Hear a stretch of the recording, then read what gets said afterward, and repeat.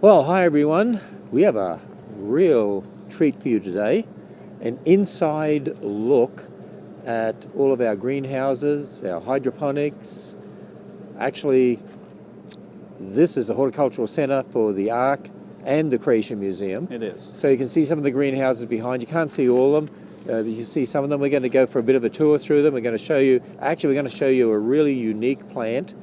I'm not sure how many places in Kentucky do you think would have an Australian bottle tree? I don't think any. I don't think any, and it's really incredible. My wife started looking after it, 20-something years ago. Your stick tree. And it was called a stick tree. You wait till you see it. But anyway, that's going to be a treat for you. We're going to go into where the tropicals are. Yes. And so they're ready to be planted out. But anyway, let's head in on here first of all, because we actually grow some food in here for some of the zoo animals. We do. And so I'm going to let Tim is head of horticulture and looks after all of this at the Ark and Creation, does a lot more too, looking after certain aspects of construction and so on. But let's go in here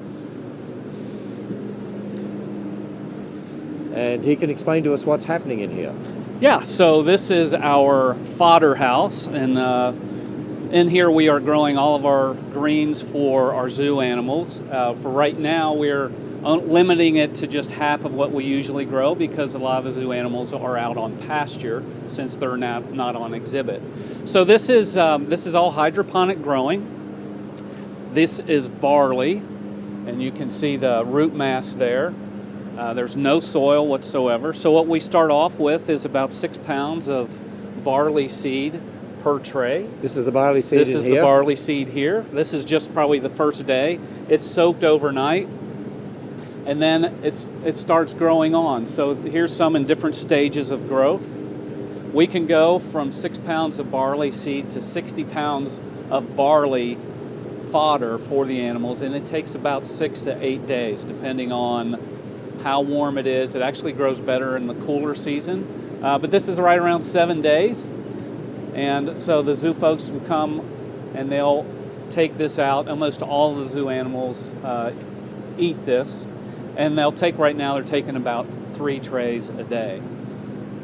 So is this the only food you grow for the zoo, or are you going to be doing No, more? we also grow a few other items. We grow some greens for some of the reptiles, and right now we've scaled that back quite a bit as well. We have some great plans for the future for the zoo nutrition house, and that is almost tripling the size of the Fodder House, and it's going to go in a new location. We've got that area panned out. It's going to be quite interesting. We're going to have a GAT system, almost a geothermal, where we're going to bring the temperature of the soil up into the house, which will help with our heating and cooling of the house. We'll be doing some hydroponics. We'll also be doing some aquaponics, where it's kind of an enclosed system where we have fish. You feed the fish fertilize the water. Basically, the water runs through trays of plants, and that's filtered out, and then that water recycles. So we're really looking forward to doing that, and we're hoping to start on that sometime this summer to get that constructed. So our zoo animals really get looked after, don't they? They really, really do. They get pampered. They like this when we feed them this? They love it. There's a lot of moisture content. There's a lot of high nutrition in it as well. It's also, Leanne really likes it for enrichment. So a lot of the animals don't have a pasture on exhibit because the exhibits are small, and if you have turf in there, it creates problems. So this gives them ability to pick and pull plants, and it's quite an enrichment. We do have pastures we let some of the animals out into. We do, and we created some pastures as well. At this time, while the animals are off exhibit, we've just created some new pastures for them to be on. So, okay, well, we'll come out of this area, Tim, and let's go down and look at some of the other areas we have here. There's a number of greenhouses, and as you said, we're adding some more down here. Yeah, so right now we have 8 greenhouses and 1 cold frame. So all the houses right now are filled with little plants. We have about 10,000 plugs or seeds that we started. Some seeds that we started, some plugs that we purchased. Like over in this one? Like you'll see on this one, these were planted up about a week ago. There's probably around 3,000, 3,500 roughly in there. These are all our summer annuals. All the houses will be filled. And then we'll have this house over here, which is just a week longer, further along than that house. So this is our summer stock. For us, we start planting right around Mother's Day. So if we were open now, people would be touring around the Ark and they'd see a lot of flowers, and that's our pansies. And our pansies for us are hardy, so we plant them in the fall. So how long do they last? They last from us for September, and then they come right back after winter. Mm-hmm. Right now they're in full bloom. They look beautiful. And then there's no one here to see there's them. no one here to see them. It's such a shame. We need to get President Trump to open up the Yes, we country do. again. Yes, we do. So then around Mother's Day, we pull all of those pansies out and we replace them with our summer stock. Now these are just about a week and a half to 2 weeks along from small plugs. Well, this is nice and warm in here. It is toasty in here. They do like it warm. Kim is our director of horticulture and our main grower, and so the plant varieties in here take a little bit longer to grow than others. So they were the first ones to be put in and heated. And so when do these get planted out? So this is right around Mother's Day. So in another 2 weeks, all of these have to be kind of separated because they're going to get larger. And they'll be coming through and pulling the flowers off because we want all the growth to go into the plant and not into the flower. So they'll come through and start picking them and cleaning them off and getting them ready. A few years ago, you went to Australia with us. Yes. And you saw over there some plants that are weeds and menaces. You people over here think are wonderful ornamental plants. That's true. So a weed is there's a lot of definitions for weed, but for us it's a non-desirable plant in a desirable location. So you can have, one of our favorite plants to use in the summer here is a Mexican petunia. Well, down south it's a noxious weed for them. Fortunately for us, they're not invasive because we get cold in the winter. So this house is full of some Egyptian reed grass and some cleomes and coleus, a lot of different varieties in here. I think we'll probably be well over 30 varieties of different annuals. So we're looking forward to seeing a lot more color out of these. So hopefully when these get planted, there will be people here to see them. We hope so.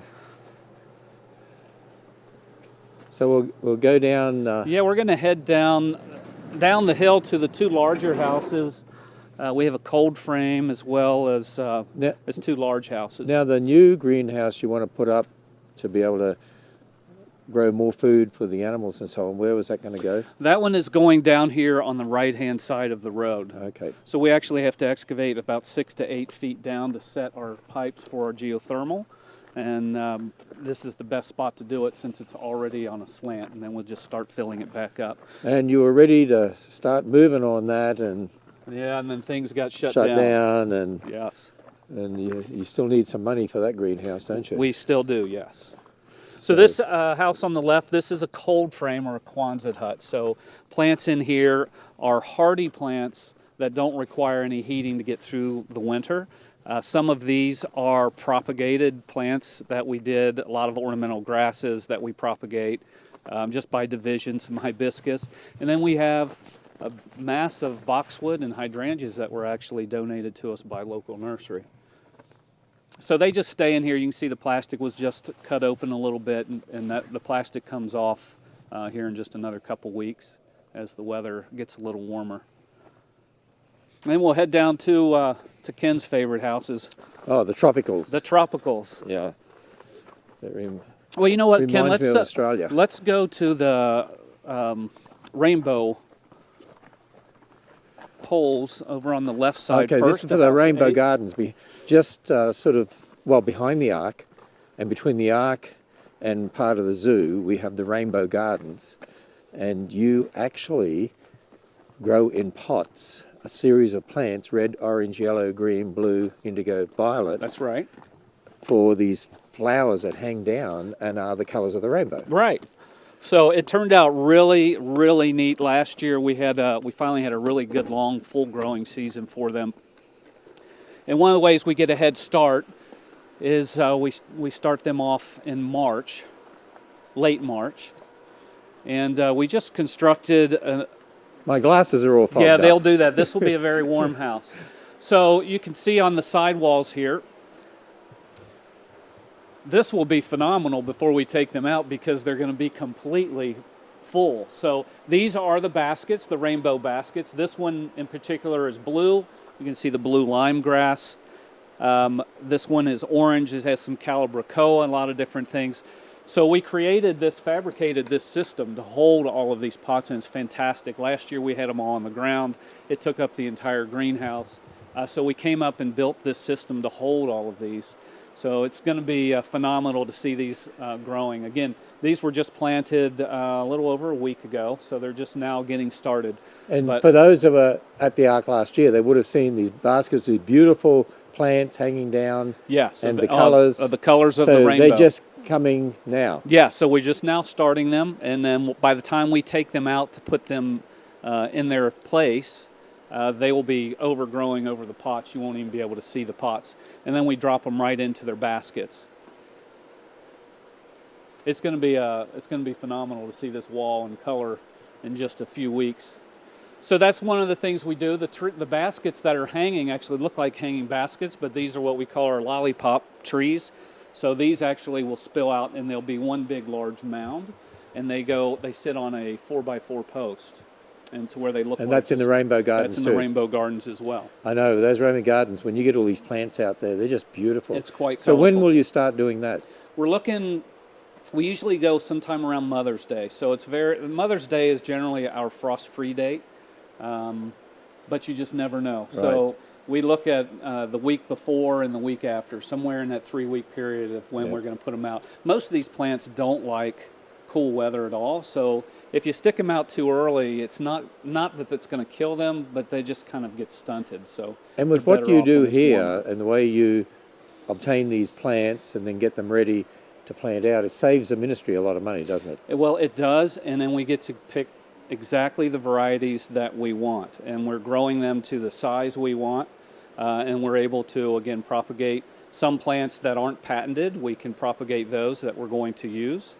And a lot of the tropicals we do, the grass there is a Mexican feather grass. That's one of our favorites to put out with our topiary lions.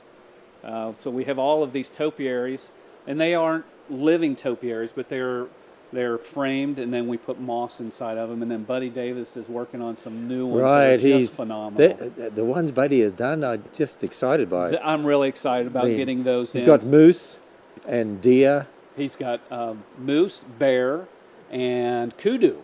His latest one was a kudu you had the big horns coming off of it. Kangaroos. And kangaroos, that's right. He also did kangaroos. So those will be coming to us soon. Unfortunately, the moss that we use, you can't get that until late spring because it's too wet to get into the field. So we'll probably get our moss around June, and then we'll start filling those. But we're excited to put those out on display. So they'll go along with our elephants and our giraffes and camels and lions. So we're going to head over. Yeah, we're going to head over to the Australian side of things. To the Australian side of things. Yes. Okay.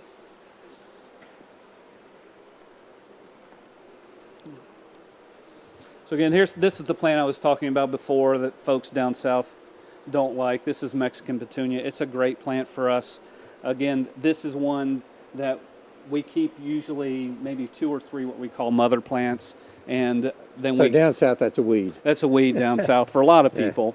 But we'll keep 2 or 3 mother plants, and then we take cuttings off of that. So I don't know how many she grows each year. I'd say probably close to 600 to 700. That cost us nothing, so we're just propagating them. Watch your step here.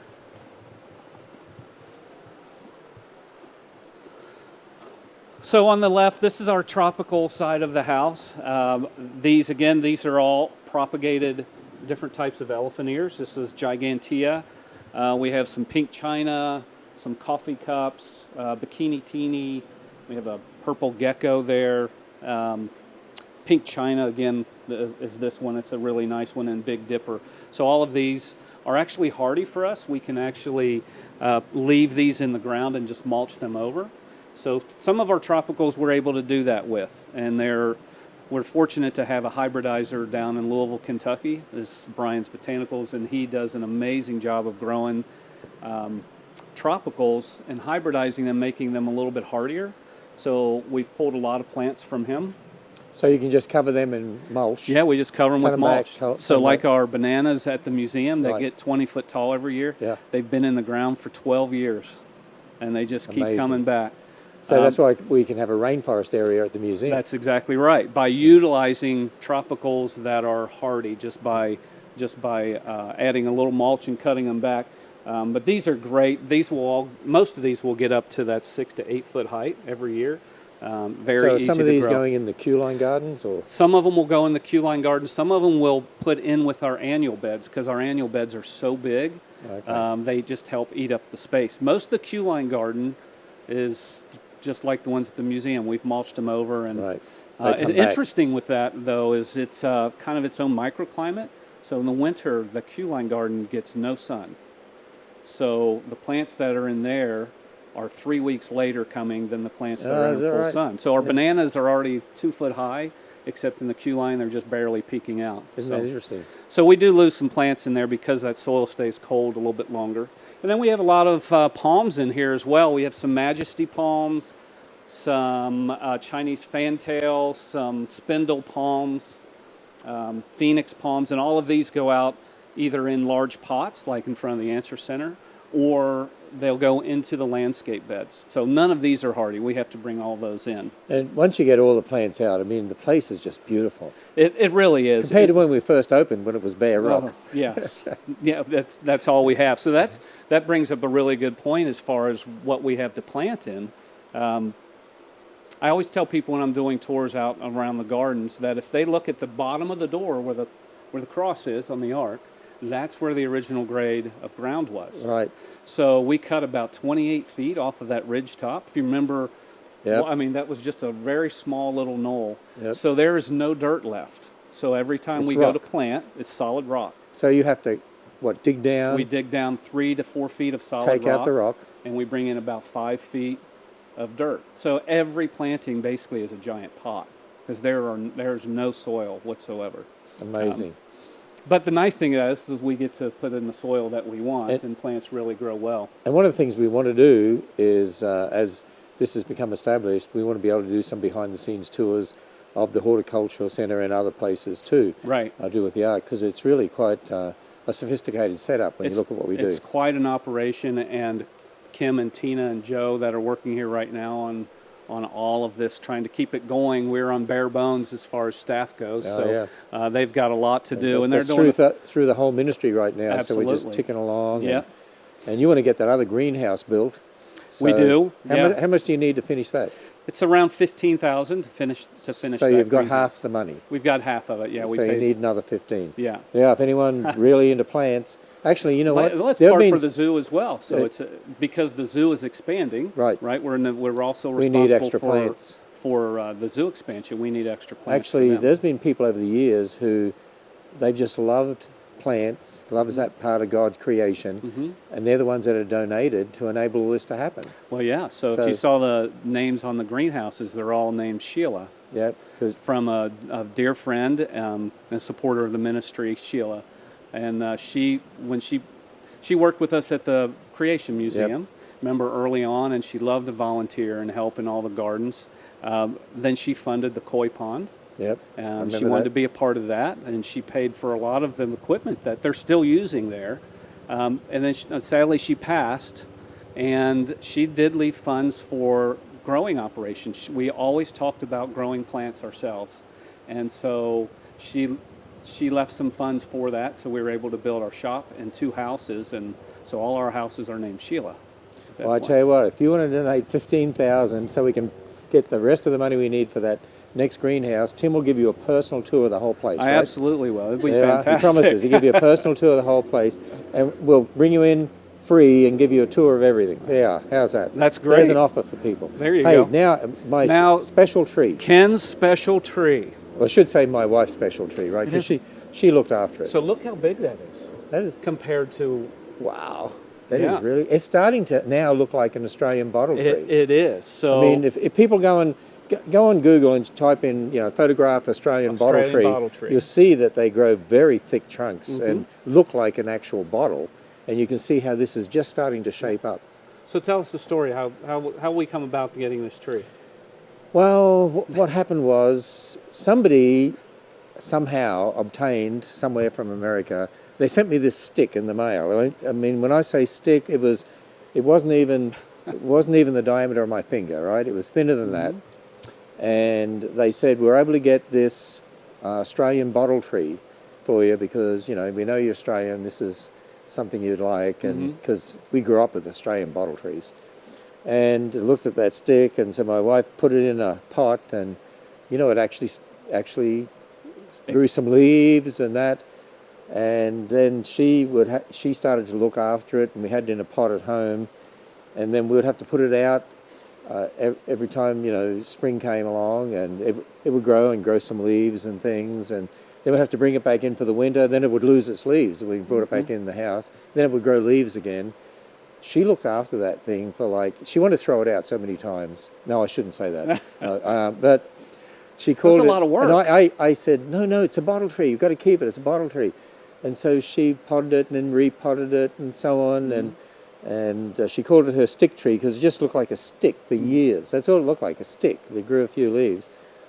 And then it started to grow more and more, and finally got to the stage she said, we can't keep it in the house. It's too big. It needs potting in a bigger pot. Yeah. And so we came to Tim and gave it to you for the Ark. And when one of the horticulturalists who's under you found out this is Ken Ham's tree, This tree gets special treatment. they were absolutely petrified it would die. Well, yeah, the first time we brought it in, and it defoliated quickly after we moved it. But it's just the cycle. That's what it does. We brought this one in, so we bring it in and take it out every year. So come over here and show us the size of that. Put your hand around it there so we can see. This is really, I mean, this is so much bigger than when you first brought it to us. See, when you look at that, that's what it looked like, a little stick Just like the that stick. when we first got it, just like one of those branches there. A stick that we put in a little pot. That was about it. Now look at it. So yeah, it's getting quite large. I remember when my wife repotted it once, she was amazed that the root was like enormous, so great big thick root. Yes, and not a lot of little ones, which is just a massive big root. Right, it's just one big root. So this has gotten so big, we've put it in a larger pot. One of our fabricators created this cage to put around it, this big steel cage. This is how we move it. So when you're here, you have to find the stick tree. I'll give you a hint. It'll be in the queue line garden once it's warm. And get your picture taken next to Ken's stick tree. But it is done really, really well. And we're always excited to get that and take you it out. bury it in the ground, so it looks like it's growing there, but it's actually in a pot. That's right. So you don't even know it. It looks like it's been there. So we actually cut a opening in the fence so we can drive in and drop that tree. And then, like I said, it'll be going out in just a few more weeks. That is probably 3 to 4 amazing. weeks. So I'm going to, Tim, why don't you jump up there against the tree? I'm going to get you a photograph of that tree. Yeah, because Mally probably hasn't seen this for a while. I'll take it back and show my wife. She'll be so thrilled to see her tree that she looked after for so long. Well, there you are, an Australian bottle tree. Where else can you see an Australian bottle tree except at the Ark Encounter? That's right. And don't forget my offer. If someone can donate $15,000 to the ministry to finish the greenhouse out there, we got 15. We just need the other 15 to finish it. Tim will give you a tour like you wouldn't believe of the whole place. I won't even and make even the them pull museum weeds or gardens. nothing. You'll do the museum gardens, the museum. Yes, we'll do a tour of and both the Ark sites. and the Horticulture Centre. There you are. There's a special offer for you. So, wow. Well, thanks, Tim. This has really been great. You guys are visionaries in what you do, and you want to glorify our Creator God with talents He's given you, the experience He's given you. You've been with the museum ever since the beginning. I remember you digging those waterfalls and producing the waterfalls of the Ark. Right. We'll have to do a behind-the-scenes tour of the museum gardens and talk about how those waterfalls were built, and people might be amazed at how all that operates and too. we have some fantastic plans for that site as well. Yeah, for the future. Exactly. So there we are. The gardens at the Creation Museum were written up in a Kentucky magazine a few years ago as one of the best gardens in the whole of Kentucky. They are spectacular. They're coming into age. They've been in, I guess we started about 15 years ago. starting planting some of them. So you're starting to get that middle growth canopy effect. That's the one thing with gardening, it takes a while to get that final picture that you're looking for. So they are really coming along. The team over there do a fantastic job. And I remember you live not far from the Creation Museum. That's right. And you came and saw us and said you wanted to use your talents for the Lord. That's right. And the Lord brought you along, and look what's happened. Yeah, as a matter of fact, my wife's house was right where the parking lot is, where she grew up. Oh, is that right? Yes. Mm-hmm. That is amazing. The little lake there was Fond Fishing Hole, that was. Yes. Mm-hmm. Well, I'll be. Well, there you are. It's been great having Tim with us today and visiting the Horticultural Centre here at the Ark Encounter. We'll give you some more behind-the-scenes tours of the gardens, and there's somebody out there who wants the VIP behind-the-scenes tour with Tim here. They're going to help build the rest of that greenhouse. It'd be my pleasure to show them. So there you are. Thanks for joining us.